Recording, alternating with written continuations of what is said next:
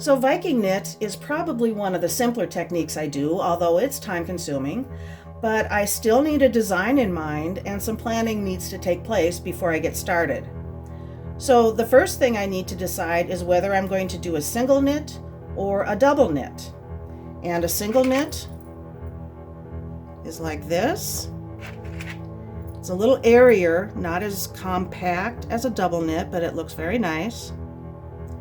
You can achieve an airier effect by the number of loops that you're using and how thin you draw it, which means smooshing it. I don't know the right term, but that's what I call it.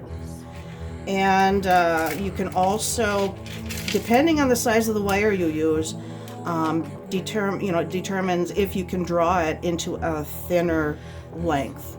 So that's something to keep in mind while you're deciding what you're going to make. As opposed to a double knit, which looks like this, it's more complex, there's definitely more going on here. It is double the material, double the effort, and double the time, although it's a very nice look. There's a factor how thin you can make the end length. Now this one, I used a thinner wire. Go Vikings, by the way.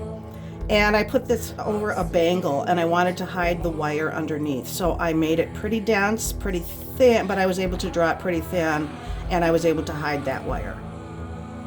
So the other thing to keep in mind is how many loops that you're going to put onto the tool, because it will, again, this is a 5 versus a 6 loop. I don't go any lower than 5. This one's 5. It looks a little airier again. For some reason, that 6th loop is a longer process. 5 loops, it goes really a lot quicker than a 6, but I like the look of the 6 better.